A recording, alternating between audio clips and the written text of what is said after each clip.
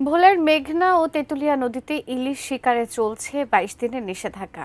এ বিষয়ে ভোলা থেকে সরাসরি বিস্তারিত জানাচ্ছেন আমাদের প্রতিনিধি মোহাম্মদ মঞ্জুর আলম। মঞ্জুর, মেঘনা এবং তেঁতুলিয়াতে ২২ দিনের নিষেধাজ্ঞা চলছে এই মুহূর্তে। আসলে সেই নিষেধাজ্ঞা জেলেরা মানছেন কিনা এবং আমাদের সেখান থেকে কি জানাবেন?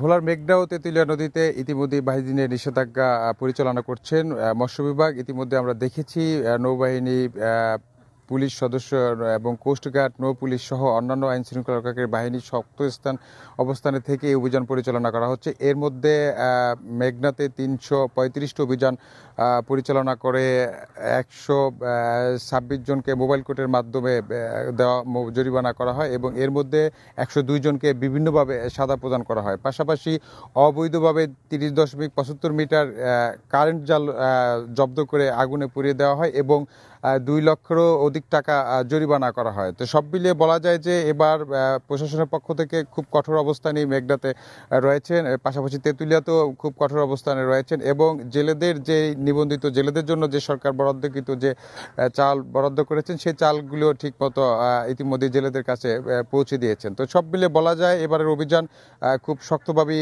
প্রশাসনের পক্ষ থেকে পালন করা হচ্ছে। মা ইলিশ সংরক্ষণের জন্য, ইলিশ উৎপাদন বাড়ানোর জন্য কিন্তু এই অভিযানটি প্রশাসন শক্ত হাতে পরিচালনা করছেন। তো আমার কাছে এই ছিল ভোলা থেকে অভিযান নিয়ে সর্বশেষ।